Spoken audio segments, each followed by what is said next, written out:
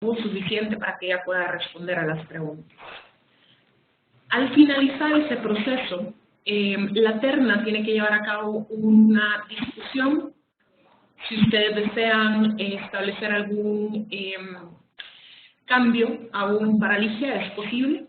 De igual manera, me gustaría que conozcan que si el trabajo de Ligia tiene en su criterio la opción de poder ser publicable, también este es el momento para poderlo establecer para que quede en el acta que vamos a elaborar.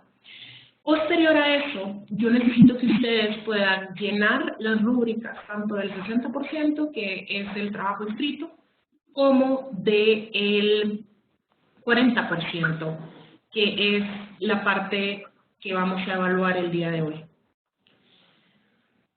Al finalizar ese proceso, ustedes me dan las notas, yo termino de llenar el acta, le pedimos a Ligia que se vuelva a conectar y le leemos el acta para que ella pueda conocer cuánto es su puntuación y la evaluación final. Para poder llevar a cabo todo esto, nosotros solicitamos a uno de los miembros de la terna que pueda llevar a cabo la presidencia del momento. Y en esta ocasión nos gustaría conocer si el doctor Jean-Paul Vargas estaría de acuerdo con ayudarnos a presidir la terna.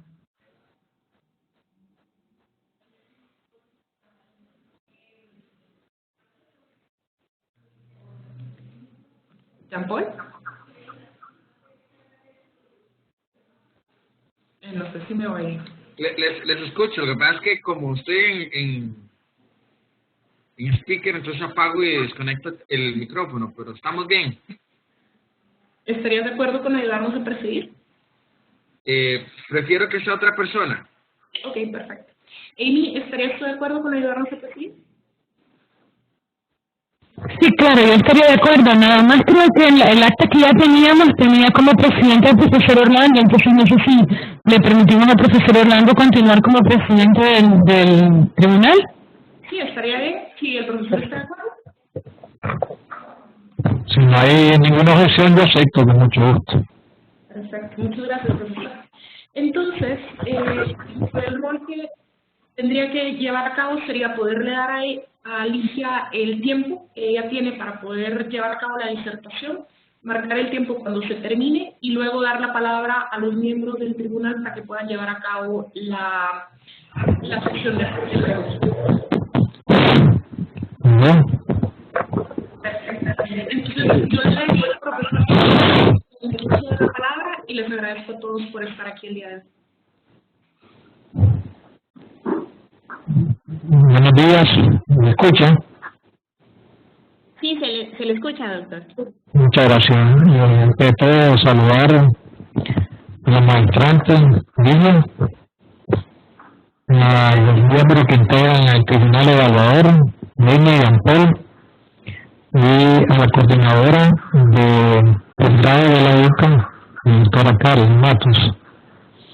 Y bueno, por supuesto, a Sofía Matos, que es la coordinadora regional allá en Guatemala. Vamos a darle la palabra entonces, Ligia, y antes de todo, saludar también al padre Tulio Miranda. Tiene 20 minutos para su exposición. Muchas gracias. También un especial saludo a los honorables miembros del jurado, maestra Amy Esquivel y el doctor Jean-Paul Vargas. También un especial saludo a mi tutor académico, Tulio Miranda, pues quien con su valioso apoyo este día presento el trabajo de investigación titulado El control de constitucionalidad de los órganos judiciales de los Estados miembros del SICA y el cumplimiento de los tratados de integración. La elaboración de este trabajo de investigación ha tomado como antecedente el hecho de que el proceso de integración centroamericana se ha constituido por hechos económicos, políticos y sociales. Vamos a correr un poco la presentación. Ahí está. Luego, en el proceso de integración centroamericana, decíamos, constituido por este conjunto de hechos, los estados llegan a un punto de su historia en el que adoptan un instrumento fundacional, es decir, crean el marco jurídico institucional del sistema de la integración centroamericana y se definen a sí mismos como una comunidad económico-política con el objetivo de consolidar a la región centroamericana a fin de alcanzar la paz, la libertad, democracia y desarrollo. ¿Cuál ha sido la peculiaridad de este sistema de integración? Ha sido precisamente el hecho de que se conforma un marco jurídico regional, como podemos advertir en la lámina, y que se fundamenta cada uno de sus instrumentos jurídicos en los principios del derecho internacional. Y esto genera para los Estados miembros pues la responsabilidad de no adoptar medida unilateral que implique el incumplimiento de las obligaciones contenidas en los tratados de integración. ¿Cuál ha sido entonces la problemática a partir de la cual se motiva este trabajo de investigación? Precisamente analizando la práctica estatal, entiéndase las actividades que realizan los estados, particularmente por medio de sus órganos judiciales, se observa que han existido distintos procesos de inconstitucionalidad en el cual se cuestionan las obligaciones y disposiciones contenidas en los instrumentos complementarios al protocolo de Tegucigalpa. Este cuestionamiento de constitucionalidad de las disposiciones genera un distinto manejo de criterios jurisprudenciales entre los órganos judiciales. Al final se pone en cuestionamiento si precisamente se ejecutan o no las obligaciones contenidas en los instrumentos del derecho de integración. Entiéndase particularmente para esta investigación los instrumentos complementarios. Para la problemática, entonces, nosotros hemos decidido abordar un objetivo principal que es demostrar precisamente la contradicción que surge entre el ejercicio del mecanismo de constitucionalidad por parte de los órganos judiciales de los Estados miembros frente a la responsabilidad que estos adquieren para ejecutar las obligaciones contenidas en los tratados de integración. Y como propósito específico, pues esto se ha realizado a fin de atender la distinción entre las relaciones del derecho internacional con el derecho de integración. Y también otro lado argumentativo del trabajo no solamente desde la perspectiva del derecho internacional, sino que, como podrán haber advertido, se ocupó también la teoría dogmática constitucional para ver la justificación que pueden ocupar estos órganos a fin de afirmar en su opinión la supremacía de la Constitución. Bueno, la metodología básicamente nos basamos en un análisis cuantitativo de paradigma hermenéutico, es decir, nosotros analizamos los elementos de la problemática a fin de llegar a un conocimiento consensuado. La finalidad de esta tesis es aportar nuevos criterios de interpretación consensuando los distintos puntos del debate. La línea ha sido jurídico-política y para ello se ha partido entonces como pregunta de investigación justamente qué elementos permiten la construcción de mejores parámetros de interpretación. Tenemos el aspecto teórico, que como he esbozado anteriormente, se conforma entre la distinción entre el derecho internacional y derecho de integración, y el lado de la dogmática constitucional, y como atributos de medición, por un lado se ha utilizado el estudio de cada una de las constituciones nacionales de los Estados miembros y ver cómo en ellas se atribuye el posicionamiento jurídico de los tratados internacionales. Y por otro lado, pues se ha estudiado los criterios jurisprudenciales como práctica ejercida por los estados del CITES. Entre los aspectos teóricos, pues la formación histórica, no vamos a ahondar mucho en ello por razones de tiempo, pero la formación histórica se incluye en el trabajo a fin de demostrar cómo progresivamente en el proceso se ha constituido el marco jurídico institucional. Así, por ejemplo, el Tratado Constitutivo del Parlamento Centroamericano fue un instrumento que se adoptó como resultado de los procesos de negociación de paz, Contadora y Esquipula, y que refleja también los intentos de los estados centroamericanos en configurar un órgano con carácter democrático que pudiera analizar asuntos políticos. El protocolo de Tegucigalpa, como instrumento fundacional en el año 1991, viene a ser el instrumento clave que crea esa institucionalidad del sistema y pues a partir del cual, al no admitir reservas, de forma permanente le da ese carácter progresivo a la integración. Vemos en el fundamento teórico del trabajo que hablamos prácticamente de dos ordenamientos.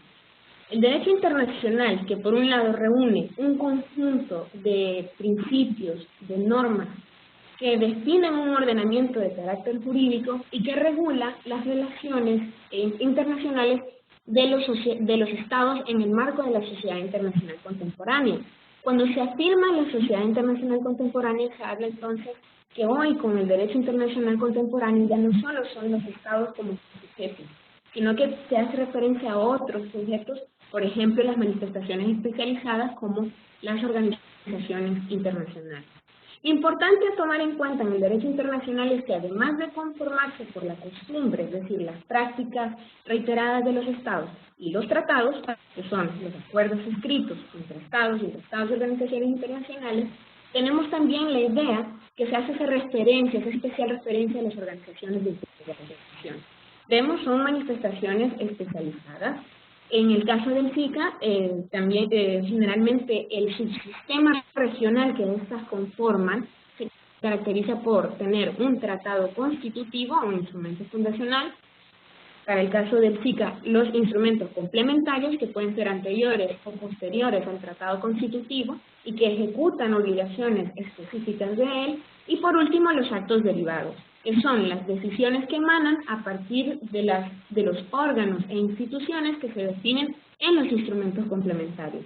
Lo importante de ello es, tal como vemos aquí en el esquema, que ambos ordenamientos jurídicos confluyen en una sola base, que son los principios del derecho internacional de los tratados. El libre consentimiento de los estados, la buena fe, que significa que ningún estado va a oponer algún obstáculo en el proceso de negociación de tratados, pacta sunt servanda, lo acordado y lo cumplido, y el más importante que me gustaría resaltar es la no invocación del derecho interno como justificación del incumplimiento del tratado, que está reunido todos estos principios en la Convención de Viena sobre Derecho de los Tratados en 1969. También se pueden apreciar en la de 1986. Importante aclarar, no vale el argumento de que la Convención de Viena no hubiese sido ratificada por un Estado, porque la Convención de Viena en el contenido material reúne estos principios que al final devienen en prácticas reiteradas por parte de los Estados. Por lo tanto, en la medida en que un Estado o varios Estados empiezan a aplicar la Convención de Viena, particularmente los principios del derecho internacional, eso genera un efecto constitutivo o efecto generador que para el derecho internacional público implica obligaciones vinculantes a los Estados. Seguidamente, vemos como parte del aspecto teórico la vinculación del derecho de integración al ordenamiento interno de los Estados, que brevemente es, una vez se emanan los actos derivados, e inicio aquí porque estas partes también ya se abordaron en la diapositiva anterior, una vez se emanan los actos derivados de las estructuras que son creadas por los instrumentos complementarios, estos nacen ya insertos en el ordenamiento interno y adquieren específicamente características de normas comunitarias, es decir, primacía, aplicabilidad y efecto directo. Dentro de la dogmática constitucional, la teoría a la cual se han apegado los órganos judiciales que sí defienden el examen de constitucionalidad de los tratados de integración ha sido prácticamente considerar a la Constitución como norma jurídica fundamental a partir de la cual se desarrolla la organización política, económica y social de un Estado. Pero también la Constitución define el alcance de sus relaciones internacionales. Es decir, define la Constitución la medida en la que los Estados atribuyen parte de sus competencias soberanas a entidades supranacionales, que es un aspecto que sí sucede en los procesos de configuración de organizaciones de integración. ¿Cuál es la cuestión? Los Estados pueden emplear el control de constitucionalidad a efecto de examinar si una norma o no se apega al espíritu de la Constitución, pero este ejercicio no es absoluto. Cuando el objeto de examen de constitucionalidad es un tratado internacional, debe tenerse en cuenta que si el Estado ya manifestó anteriormente su consentimiento en obligarse en él, entonces aplican los principios, por preferencia los principios de derecho internacional público. No puede el Estado oponer o contravenir el tratado por medio de su ordenamiento interno. Pero si el tratado se encuentra en fase de aprobación, lo ideal es ejercer el control de constitucionalidad de manera previa para garantizar la defensa jurisdiccional de la Constitución y el cumplimiento de las obligaciones internacionales. Dentro de los aspectos pragmáticos, es decir, en el ejercicio de la verificación que se ha hecho en el trabajo de investigación, se analizaron las distintas constituciones de los Estados miembros del SICA. Las constituciones han sido previamente estudiadas también por un autor bastante renombrado, Omar García, quien había hecho una clasificación entre el grado de magnitud en el cual las constituciones regulaban respecto a la integración centroamericana. En este caso se tomó como inspiración ese estudio, pero se le dio un matiz, es decir, lo concentramos para verificar en qué medida cada constitución regulaba el acatamiento de principios de derecho internacional para ejecutar obligaciones de tratado. También en qué medida disponía cada constitución el mecanismo de control de constitucionalidad, si lo disponía de manera previa o posterior.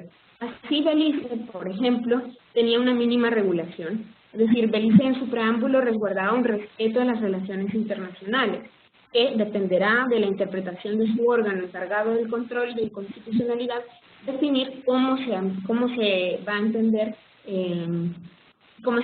perdón, estoy viendo los comentarios ahora, de acuerdo, vamos a reducir el ritmo de la presentación. Belice se decía que es una mínima regulación, es decir, un mínimo respeto a anales, y esto dependerá entonces del órgano judicial definir cómo se va a resguardar tal respeto. Le llaman mucho la atención las constituciones de El Salvador, Guatemala y Nicaragua.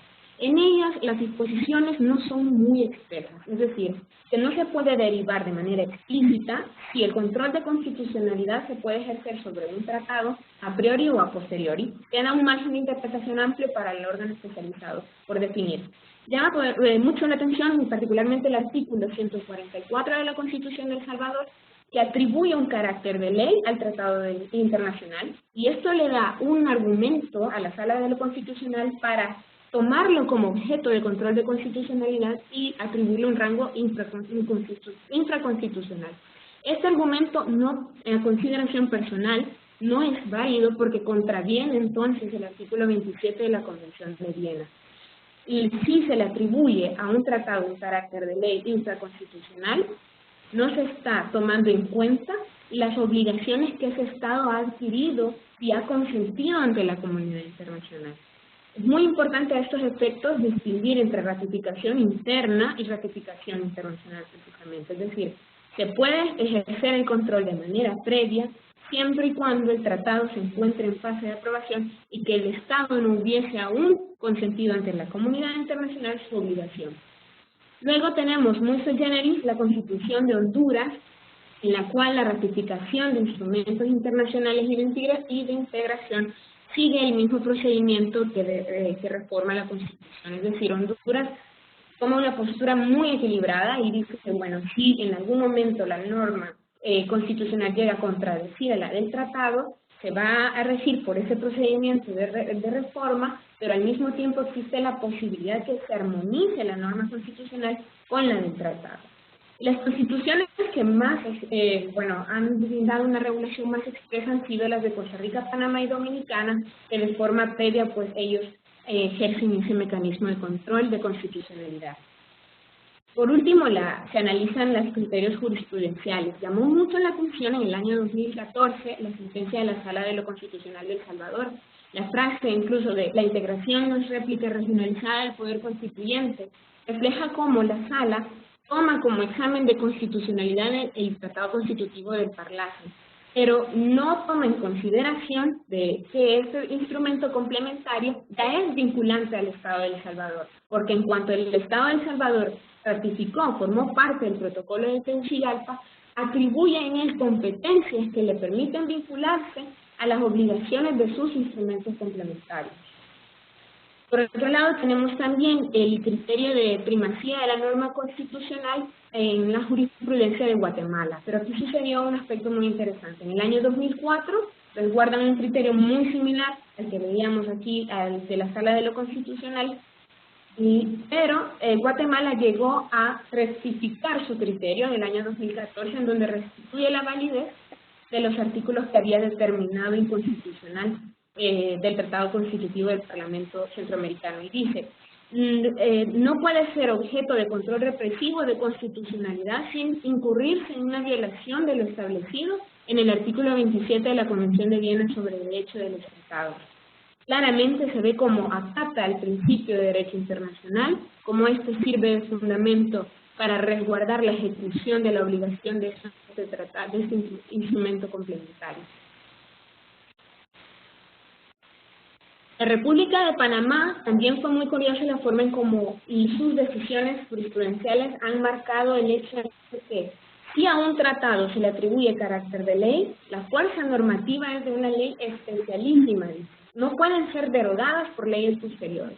Es decir, no toma el argumento de atribuirles carácter de ley y luego tomarlos como objeto de control de constitucionalidad. Al contrario, siempre tiene en cuenta que respecto a las obligaciones del tratado no puede Panamá, el Estado panameño, unilateralmente retractarse del cumplimiento de sus obligaciones. Y por último, la sentencia del Tribunal de Constitucional de la República Dominicana es muy aclaradora en cuanto a qué entender por el mecanismo de control de constitucionalidad. Es verdad que es una herramienta de control de poder estatal, es verdad que es una herramienta que sirve para garantizar la supremacía de la Constitución y la defensa jurisdiccional de su contenido. Pero también este mecanismo, siempre y cuando se realice a priori, puede servir para salvaguardar las responsabilidades que adquiere un Estado ante una comunidad internacional. Dice en su segundo argumento, el control preventivo persigue que las cláusulas que integran un acuerdo internacional no contradigan la Carta Fundamental, evitando distorsiones del ordenamiento constitucional con los tratados internacionales. ¿Cuáles fueron entonces los resultados finales encontrados en la investigación? Evidentemente, al ver los criterios anteriores, estamos ante una divergencia de criterios jurisprudenciales de los órganos judiciales. Significa que cuando la integración centroamericana cuenta con un marco jurídico regional, no hay certeza jurídica sobre si se llegan a cumplir sus obligaciones, y esto afecta no solo a los estados y la institucionalidad del sistema, sino que a las personas naturales y jurídicas de él.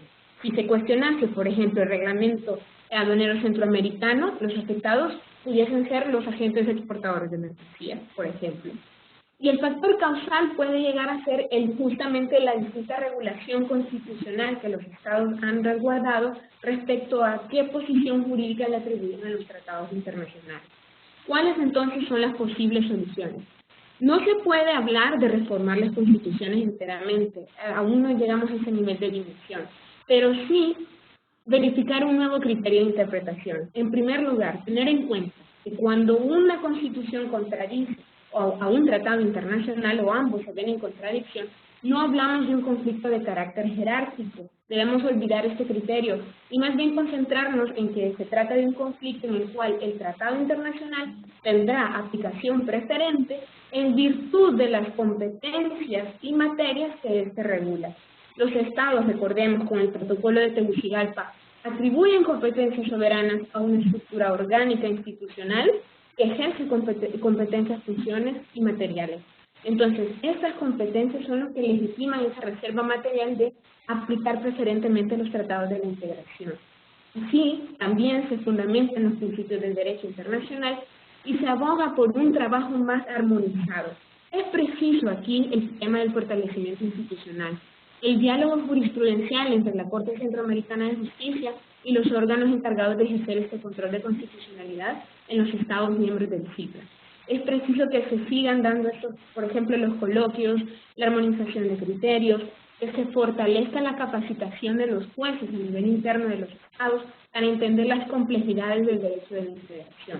Y también fortalecer el nivel de los instrumentos de integración que se van formando, y para ello pues se necesita también un constante fortalecimiento institucional en el tema de los órganos como la reunión de presidentes y el Consejo de Ministros, ¿verdad?, quienes apoyan en la elaboración y formulación de mandatos presidenciales. Pues bien, en líneas generales, estos son los criterios de interpretación. Agradezco a los miembros del jurado y a las personas presentes por haberme escuchado y me encuentro a la orden de cualquier observación que gustarían pues aportar para mejorar este trabajo. Muchas gracias. Muchas gracias. Vamos a darle la palabra al doctor Otilio Miranda para que me explique un poco el proceso metodológico en este artículo tan interesante puesto por la maestra Lina Morena Flores.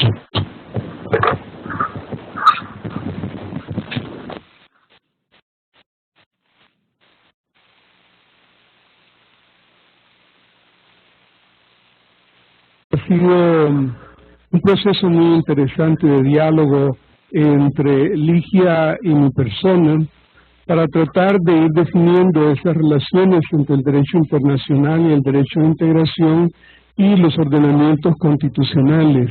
Y luego el abordamiento también de los criterios jurisprudenciales que existen en los estados, sus diferencias, las ausencias que se encuentran, y en ese sentido puedo afirmar que a lo largo del trabajo los aciertos le corresponden exclusivamente a la autora del trabajo, y los desaciertos que se hayan podido encontrar, eso los asumo yo como tutor de Ligia en esta obra que ella termina como medio para la conclusión de la maestría en Integración Centroamericana y Desarrollo. Gracias. Muchas gracias, doctor. Se le agradece por su explicación sobre esta metodología en la trinidad y compartimiento. Vamos a darle la palabra a Jean Paul a fin de que en 10 minutos pueda hacer su periodo de preguntas. Me gustaría hacer el siguiente, no en este momento, sino me gustaría que me dieran unos 3 minutos, 4 para terminar de sintetizar mis ideas, por favor. Sí, bueno, vamos a darle la palabra entonces a él. Bueno, muchísimas gracias a todos, especialmente felicitar a Ligia por el excelente trabajo realizado. Y por supuesto, bajo la buena tutoría del profesor Otilio Miranda, el trabajo que nosotros hemos leído ya en meses anteriores para la primera lectura, pues ha sido un trabajo muy exitoso, muy bien logrado, con mucha calidad, y hay que reconocerlo a Ligia personalmente y felicitarle por el trabajo que ha emprendido. Por supuesto no fácil, pero que ha logrado tener un éxito importante, así que nos sumamos a las felicitaciones para alcanzar esta meta y sobre todo por lo que representa dentro de su programa, que es la culminación efectiva de la maestría. Realmente el trabajo recoge en buena medida lo que es importante a efectos del control de constitucionalidad en la región, y particularmente agradezco a Ligia por la apertura que ha tenido con algunos estudiantes de nuestra casa de estudios que están trabajando temas similares en materia de pregrado. Yo solamente quisiera hacerle 2 preguntas a Ligia, que pueden sumarse luego a las de los demás para que contesten una misma. Ha quedado claro que su propuesta no se trata de reformar las constituciones en este momento, sobre todo por lo que implica un proceso de reforma constitucional en cada país. Pero sí quisiera conocer un poco cómo particularmente se puede lograr la reserva material de la que habla en la investigación, cuando habla de que el control debe ser de previo, para lo cual creo que estamos de acuerdo en que una buena parte de las cosas se tienen que hacer cuando uno todavía está en el proceso legislativo, pero ese control efectivo, esa reserva material, hacer el control a priori, ¿dónde podría quedar establecido de tal forma que no cambiase en la medida en que hubiesen cambios presidenciales? Y la siguiente pregunta está pensada para el artículo 22 del protocolo de Tegucigalpa, aquel que habla de las resoluciones de los consejos de ministros y de la obligatoriedad de sus cumplimientos, pero añade aquella parte que habla de que las decisiones son de obligatorio cumplimiento, solo que se le pueden oponer otras disposiciones de carácter legal. Entonces, ese artículo, solo quisiera conocer la precisión de la autora en relación a ese control de constitucionalidad legal que puede haber en los países. Muchas gracias. ¿Está listo, Jean Paul? Sí, efectivamente estoy listo. Yo tengo cerca de 3, 4 preguntas que quisiera hacer. Me uno a la felicitación sobre este proceso de avance, de estudio. Hemos escuchado una interesante disertación sobre el derecho internacional y el control de constitucionalidad. Para mí, Ligia, quisiera hacerte 4 preguntas fundamentales.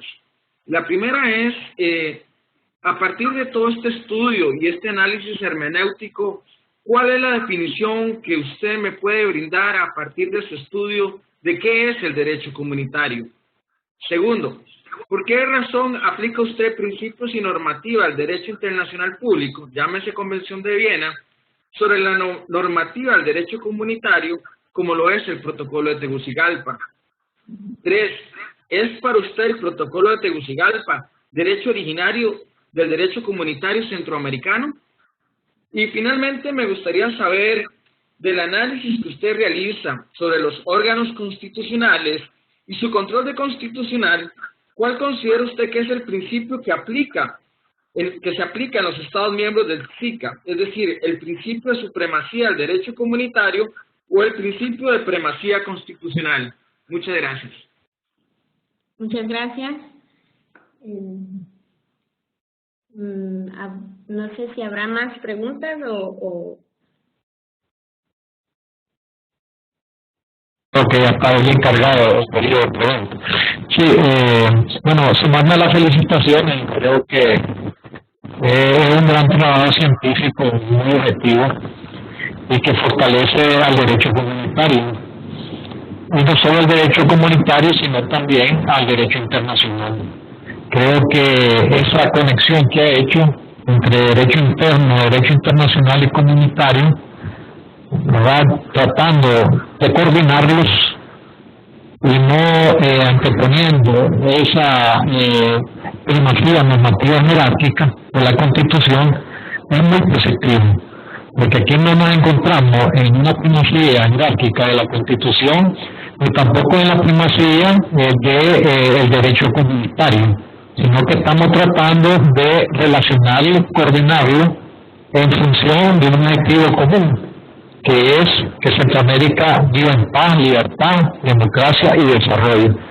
Y me parece muy atinado rechazar ese control a posteriori, por toda la implicancia que tiene, no solo para el derecho internacional público, en cuanto al principio de la buena fe, el pacta sunt servanda, y no interponer o escudarse en el derecho interno para evadir el cumplimiento de las obligaciones internacionales. Y por último, al contribuir en esa línea, en el sentido de no priorizar a posteriori la Constitución, fortalece ese espacio comunitario y la uniformidad en el cumplimiento de las obligaciones internacionales y por ende también del derecho comunitario. Entonces, esa es una reflexión que va a lo largo de todo ese trabajo de investigación excelente, y solo me gustaría que me ampliara una pregunta sencilla. ¿Cómo puede contribuir la Corte Centroamericana de Justicia en cuanto a lograr que esa diversidad en la interpretación de los tribunales o órganos nacionales de los Estados miembros del SICA logre concretarse en mayor uniformidad en la aplicación del derecho comunitario? Porque si eso falla, falla todo el sistema de la integración centroamericana. Muchas gracias.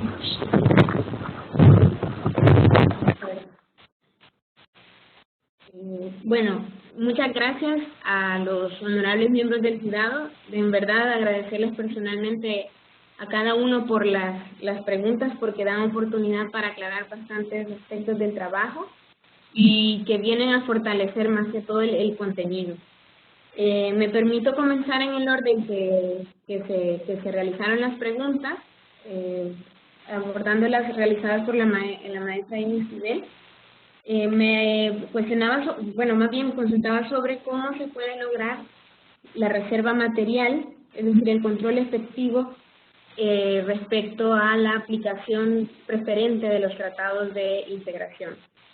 La reserva material se realiza más bien, la reserva material siempre referida a la aplicación preferente de los tratados de integración en virtud de las competencias que le han sido atribuidas y en virtud de las materias que estos regulan.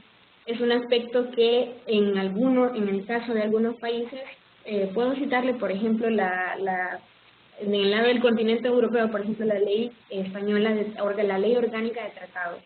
El Estado de España fue muy curiosa la práctica que ellos realizaron, porque en esa ley adoptaron una regulación pormenorizada sobre cómo iban a entender ellos, el proceso de negociación y celebración de los tratados, pero también cuál era, digamos, el procedimiento a seguir en caso uno de ellos contraviniese los artículos de la Constitución española. Ellos regulan en el artículo 95 de su Constitución incluso la posibilidad que al ser tratados de la Unión Europea, de esta organización de integración, se aplique preferentemente este criterio. Ahora, esto es en el caso de este país, pero trasladándonos ya a la región centroamericana, el criterio de aplicación preferente de estos tratados en virtud de las materias, creo que se pudiera trabajar mucho por ejemplo, particularmente para los casos de Guatemala, El Salvador y Nicaragua, a través de la jurisprudencia, y en caso de fortalecerse también a través de la regulación de una legislación específica que permita fortalecer esta interpretación de la norma constitucional. Es decir, el caso de Costa Rica, Panamá y República Dominicana, veo que las constituciones están muy claras y dan ese fundamento sustancial para entender que siempre tienen aplicación preferente. Ellos se inclinan más por el argumento de la aplicación de los principios de derecho internacional. Entonces, esa podría ser una sugerencia, pero también la aplicación preferente de los tratados de integración en virtud de la materia es un argumento que también puede ser, digamos, si no se llega a alcanzar, por decirlo así, si no se llega a desarrollar en la jurisprudencia de la Sala de lo Constitucional, por ejemplo, puede fácilmente acuñarse el argumento de aplicar los principios contenidos en la Convención de Viena. Porque, como mencionaba en la presentación, la Convención de Viena no es necesario, es decir, no vale el argumento que un Estado la hubiese ratificado o no, si en ella, en el contenido material, ya se reúnen esas prácticas que eran consuetudinarias y que ahora con el derecho internacional contemporáneo vienen a generar ese efecto constitutivo y lo que permite que varios estados la empiecen a aplicar o a fundamentarse en ella para ejecutar o alegar el cumplimiento de obligaciones contenidas en tratados internacionales. Siempre es muy variable, digamos, las líneas argumentativas, pero en mi consideración esa podría ser la respuesta. Luego, me consultaba, bueno, más bien me preguntaba sobre el artículo 22 del protocolo de Tegucigalpa. También aprovecho a agradecerle por ese acotamiento. El artículo es muy interesante porque en efecto dice que las decisiones que derivan del Consejo de Ministros sí que se les puede oponer disposiciones de carácter legal por parte de los Estados miembros, ¿es verdad?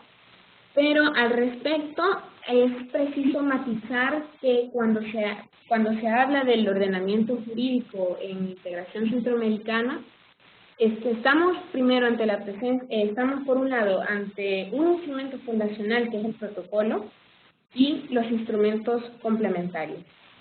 Estos dos, los instrumentos complementarios y el protocolo, forman parte de una dimensión de derecho de integración.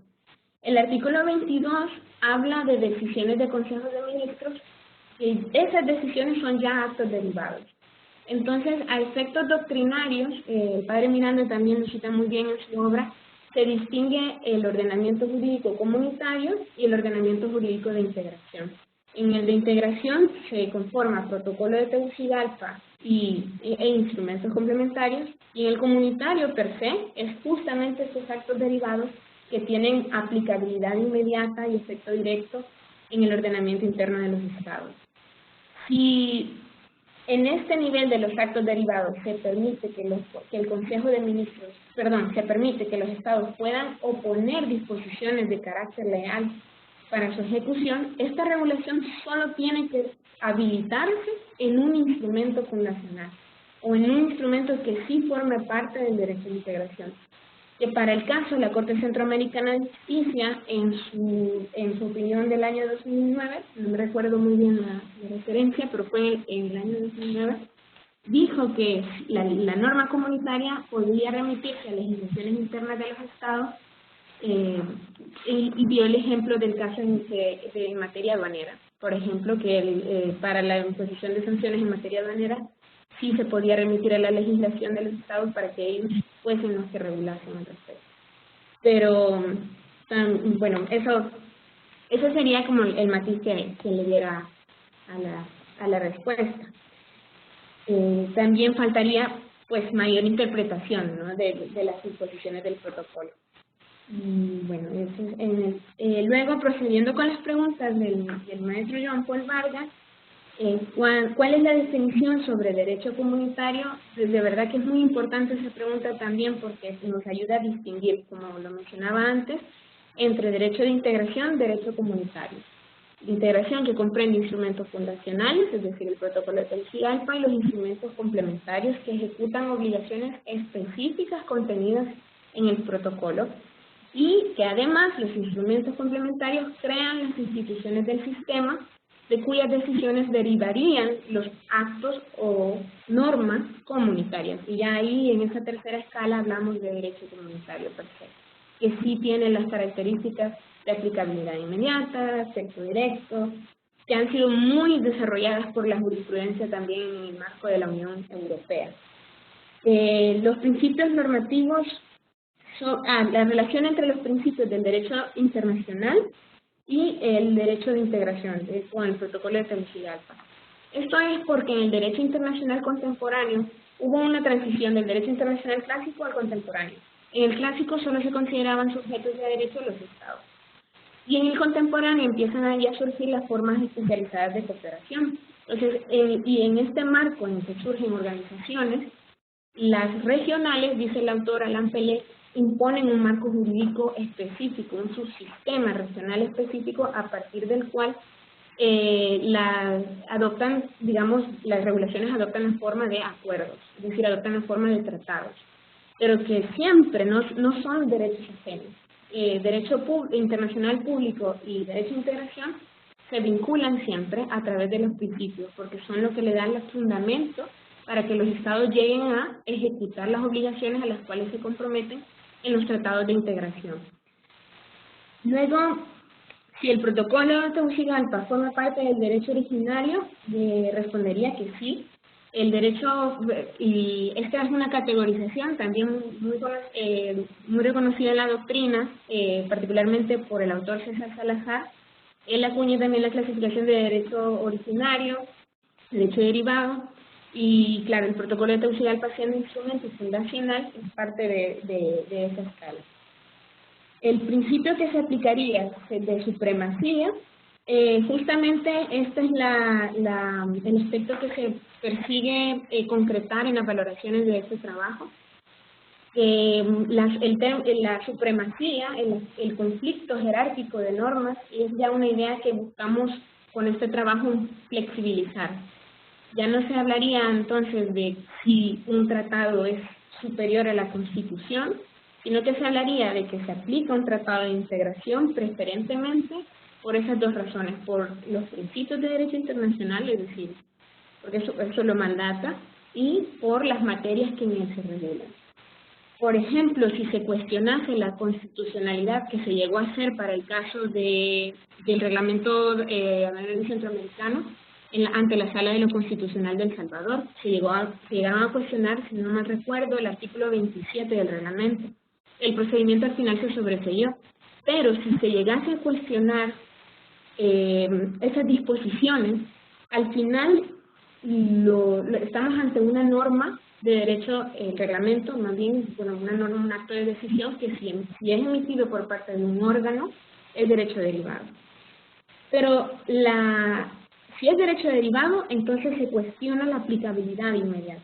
En todo caso, el conflicto tendría que resolverse con el criterio de aplicándolo preferentemente en virtud de las competencias y materias que regulan.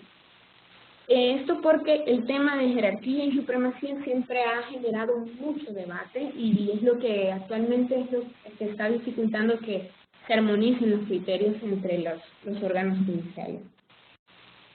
Y en relación con el señalamiento del doctor Guerrero, a quien agradezco también por la reflexión, ¿cómo se puede construir, cómo puede la Corte Centroamericana construir y armonizar esta diversidad de criterios justamente entre los Estados miembros? Esa es una labor que en primer lugar se fortalece por medio de los argumentos que la Corte Centroamericana realiza tanto en sus opiniones consultivas como en sus sentencias, en sus dictámenes, esa es una labor que recae en ellos.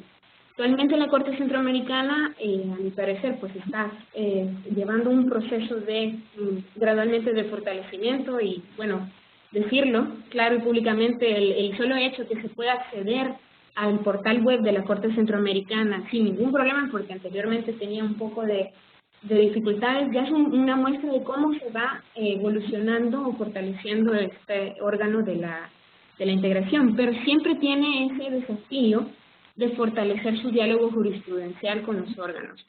Se pueden realizar coloquios, es verdad, pero también yo creo que la principal respuesta está en el ejercicio de su jurisprudencia. En el caso europeo, el Tribunal de Justicia de la Unión Europea permitió que los tribunales constitucionales alemanes dejaran de cuestionar la supremacía en este caso, la aplicación preferente de las normas de integración por medio de la sentencia Simmental. Entonces, esto es muy importante tenerlo siempre en cuenta al momento del ámbito jurídico. Y al final me gustaría concluir pues con una reflexión que, si bien es cierto, el proceso de integración centroamericana al final deviene en la práctica, se demuestra con un carácter intergubernamental, pero no olvidemos que en tanto contemos con un órgano jurídico y un marco jurídico regional, es importante que éste garantice la aplicabilidad y ejecución de las obligaciones contenidas en los tratados de integración, para dar mayor certeza al proceso. Y así pues también incluso pueden llegarse a dar mayores efectividades a mecanismos de solución de controversias contenidos en los tratados. Bueno, aquí finalizo la intervención de las respuestas, sin embargo quedo siempre a sus órdenes por cualquier otro comentario adicional. Muchas gracias.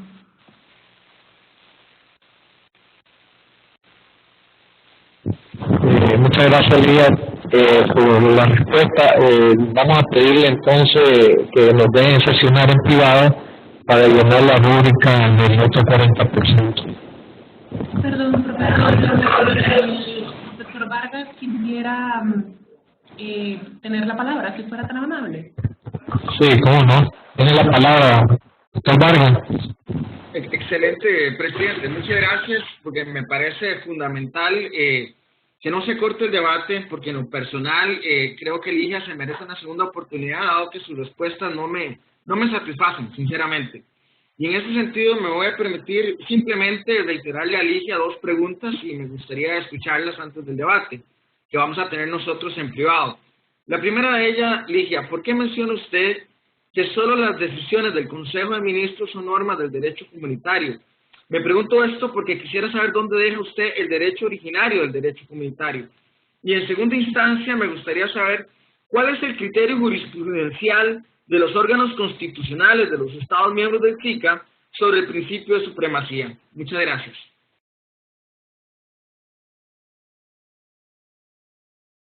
Bueno, muchas gracias, maestro John Paul. La verdad, en cuanto a la primera pregunta, le agradezco para aclarar bien, y mis disculpas, creo que no me di a explicar bien. Las decisiones que derivan del Consejo de Ministros efectivamente son normas de derecho comunitario porque, bueno, viéndolo así, el ordenamiento jurídico de integración se divide en distintas escalas. Una de ellas es el derecho de integración, que también se le categoriza como originario, en el cual existe el instrumento fundacional, protocolo de Tegucigalpa. Cuando los Estados miembros de la región deciden formar parte del protocolo, atribuyen en él competencias. Y el protocolo crea una serie de órganos, entre ellos el Consejo de Ministros, cuyas funciones pues son incluso complementadas por el reglamento para la adopción de decisiones que aprobó el Comité Ejecutivo en el año 2013. Las decisiones que derivan del Consejo de Ministros, siendo este un órgano, viene a ser un acto derivado. Es decir, el reglamento para la adopción de decisiones, si no mal recuerdo, define es el artículo 8, por ejemplo, dice: las resoluciones son las decisiones obligatorias para los estados mediante los cuales el Consejo de Ministros resuelve asuntos internos de su respectivo ramo, tales como los relativos al funcionamiento de los órganos y seguimiento de políticas institucionales de integración. Es decir, lo que nos viene a a categorizar que sus actos derivados, sus decisiones, son con ordenamiento jurídico comunitario porque al derivar de una institución a la cual ya se le atribuyó la competencia funcional y material para ejercerse, estas ya tienen individuo, por decirlo así, ya tienen en sí esa atribución de competencias. Y entonces las decisiones vienen a aplicarse inmediatamente insertas al ordenamiento jurídico interno de los Estados miembros del SICA. Y en relación con los criterios jurisprudenciales, justamente en el trabajo de investigación se advirtió que habían distintos criterios, es decir, no era armonizado. El criterio jurisprudencial que utilizó, por ejemplo, la Sala de lo Constitucional de El Salvador en su proceso de inconstitucionalidad 52-2014 fue atribuir al Tratado de Integración un rango infraconstitucional. Y esto lo hizo porque se argumentó en el hecho de que la Constitución de El Salvador, en el artículo 144, atribuye el carácter de ley al tratado y dice que en caso de conflicto de un tratado y una ley, prevalece el tratado. Pero ya atribuir este carácter de ley hace que la sala pueda utilizar como objeto de control de constitucionalidad o objeto de examen al Tratado de Integración.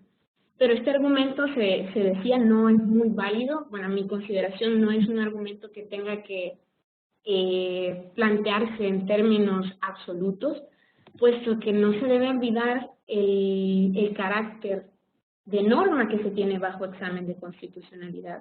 Si es una norma tratado internacional, entonces es preciso ver si el Estado ya ha manifestado o no su consentimiento en obligarse a su contenido.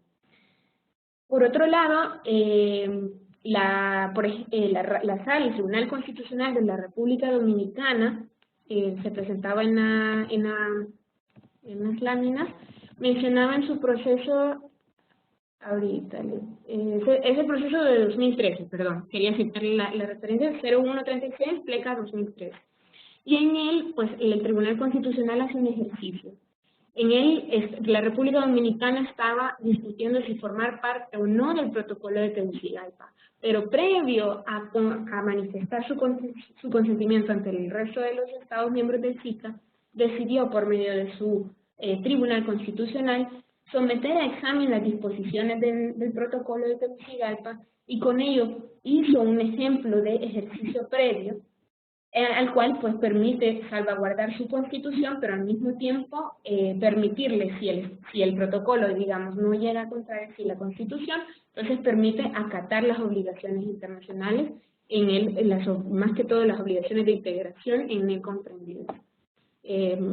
Digamos que con ello la República Dominicana siempre es garante tanto de su constitución, pero también no incurre en responsabilidad internacional, puesto que no incurriría en ninguna violación al derecho internacional, habiendo realizado un examen previo del tratado. Este es el criterio de la República Dominicana y también se manejó el criterio de Panamá. Son los criterios como más señalados en el trabajo porque reflejan las dos posturas, tanto quienes abogan por la supremacía de la Constitución, que fue el caso de El Salvador y el caso de Guatemala en el año 2004, luego pues por una interesante observación del doctor Guerrero, a quien le agradezco, se rectificó ese criterio, pero también se refleja la postura en la cual se fundamenta la aplicabilidad de los tratados de integración en razón de los principios de derecho internacional. Entonces,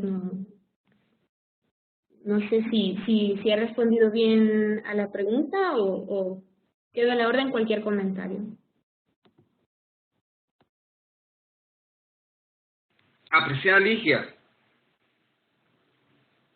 me gustaría darle una tercera oportunidad y en ese sentido voy a hacer una pregunta. Por favor, profundíceme sobre la doctrina retana de la Sala Constitucional de Costa Rica que se da vinculada a este tema, por favor. La doctrina, vale. Bueno, sí, se me escucha, perdón. Sí, sobre la doctrina de la Sala Constitucional de Costa Rica, en estos momentos no dispongo de una sentencia específica, puesto que he abordado en el trabajo únicamente la regulación que ellos rigen en su Constitución. Lo que podría opinar al respecto es que Costa Rica sí ya tiene un fundamento en su Constitución de ejercer el mecanismo de control de constitucionalidad de manera previa, porque en el artículo 10, párrafo 2, si no me equivoco, menciona que cuando el tratado se encuentra en fase de aprobación, pues se puede, en fase de aprobación, entiéndase que el órgano legislativo del Estado está aún discutiendo por la ratificación interna que se va a dar al respecto, entonces puede llegar a consultar a la Sala de lo Constitucional, la Sala Cuarta, si no me recuerdo, a efectos de verificar si el tratado contradice o no la Constitución Nacional de Costa Rica. En todo caso, además de esa regulación, pues Costa Rica siempre se ha caracterizado también en el ordenamiento constitucional por ser amplia hacia la aplicación y referencia de los principios de derecho internacional.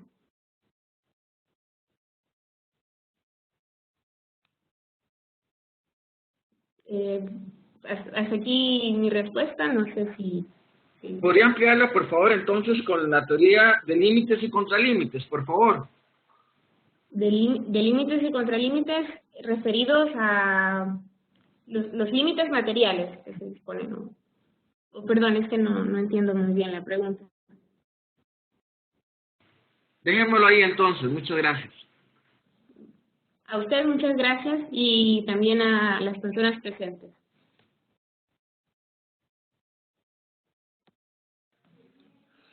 Bueno, si ya todos han agotado sus preguntas a este momento, no sé si hay alguien que quisiera hacer algún otro comentario antes de que Ligia se retire para que puedan deliberar.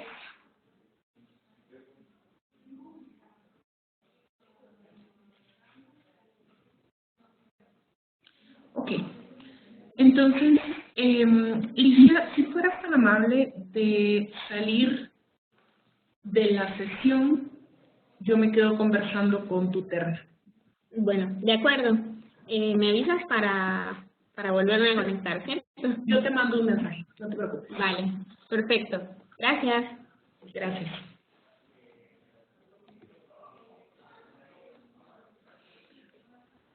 Profesor Guerrero, Amy, Jean-Paul, si fueran tan amables de darme 2 minutos, ustedes tienen ahorita tiempo para poder hacer las rúbricas que tienen pendientes y luego ya regresamos a poder llevar a cabo la deliberación. Gracias. Yo necesito efectivamente 3 minutos para hacer una cuestión. Gracias. Gracias.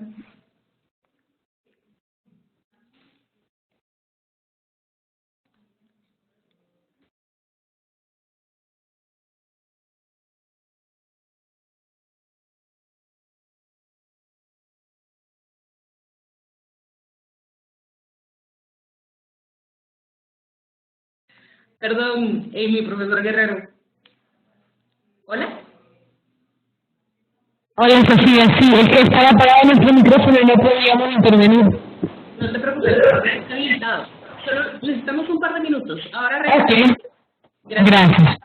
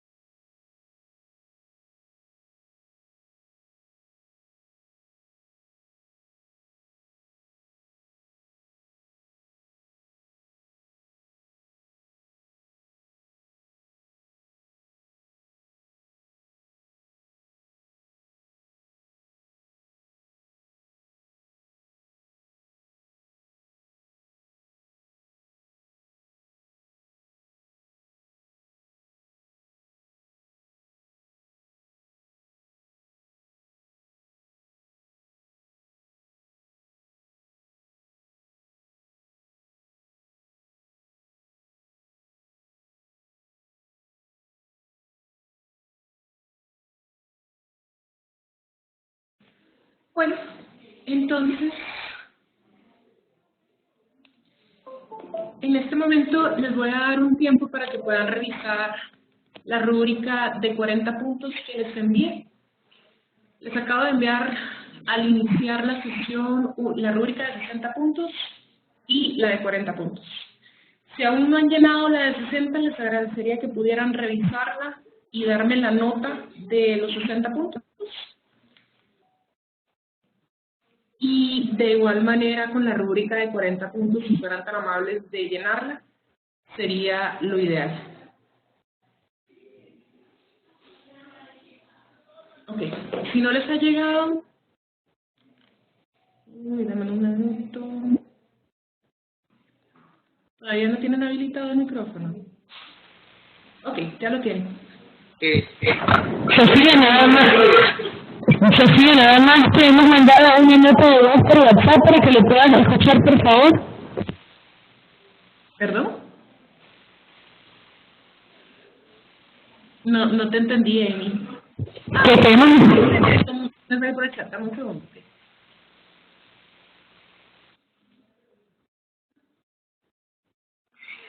Sofía, nada más que no sé si sea prudente dignar a otras personas conectadas escuchando.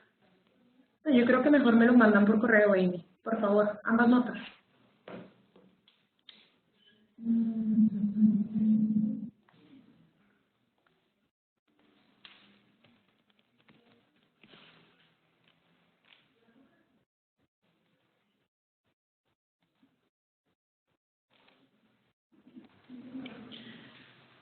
Yo pues te acabo de mandar el correo a tu correo de SICA, si lo pudiera revisar, te lo agradecería.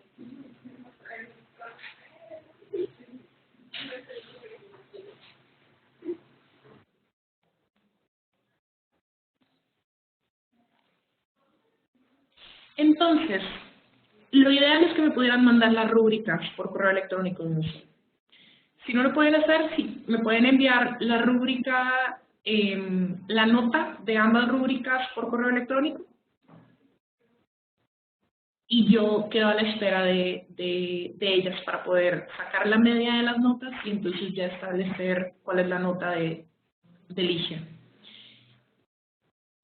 Y asimismo, necesito consultarles si alguno de ustedes tiene algún otro comentario que quiera dejar, ya sea de forma o de fondo para Ligia, y llevar a cabo la deliberación al respecto. Entonces les voy a dar un par de minutos para que ustedes puedan llenar las rúbricas que les hacen falta y me indican cuando ya tengan el puntaje.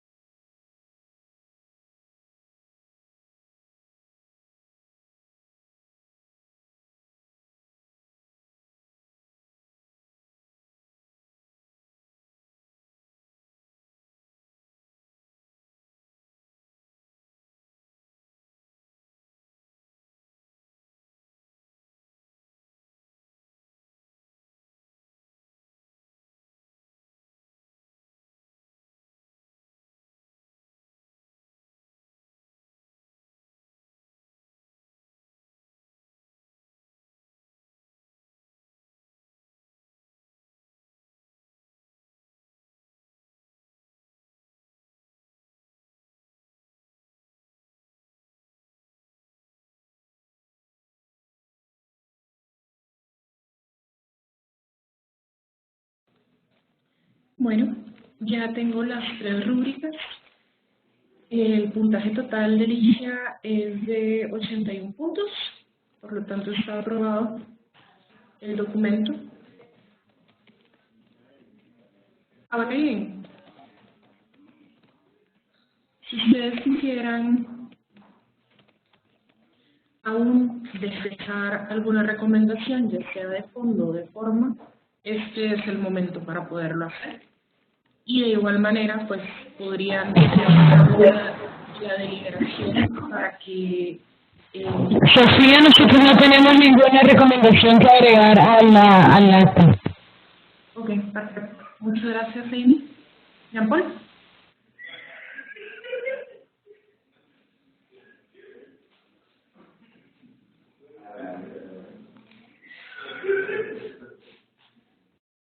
Jean Paul, ¿tienes alguna recomendación? ¿O algún cambio de forma o de fondo? ¿No? No, por mi parte está bien. Ok, perfecto. Bueno, entonces le voy a pedir a Ligia que se vuelva a conectar. Solo denme un momento para poderle leer el acta y terminar.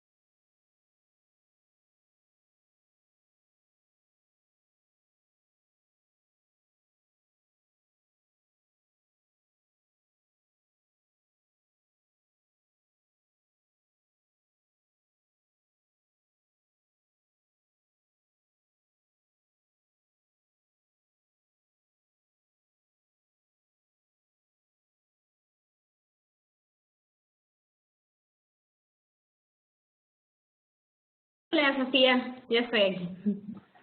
Perfecto, Ligia, gracias. Bueno, vamos a leer el acta. Dice lo siguiente.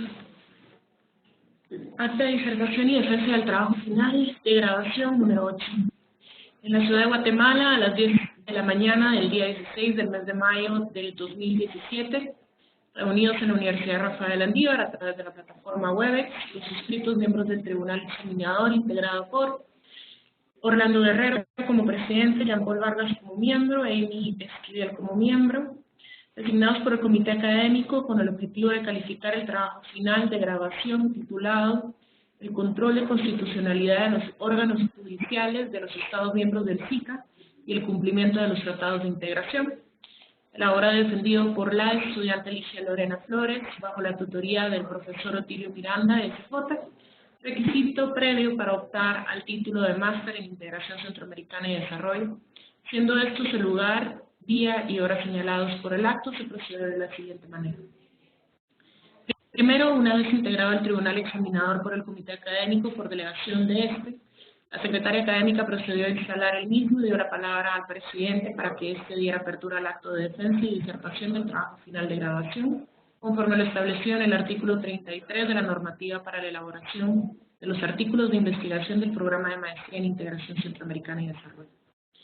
Segundo, a continuación, la sustentante expuso las partes fundamentales del artículo de investigación y las conclusiones y recomendaciones que sostienen el mismo.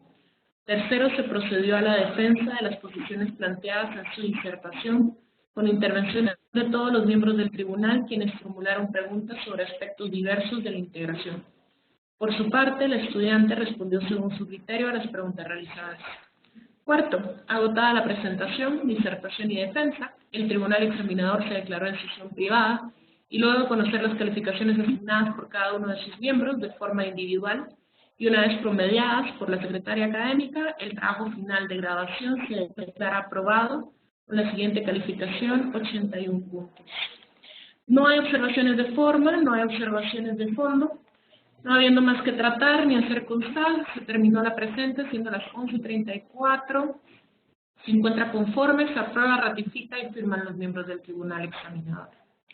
Estimada Alicia, felicidades. Has aprobado la disertación y defensa de tu trabajo de investigación. Y no sé si alguien quisiera dar algún último comentario. Bueno, si me permite, nada más agradecer a los miembros del jurado también por dedicar el tiempo y por los comentarios que también contribuyen a mejorar la calidad del trabajo. Y bueno, muchas gracias.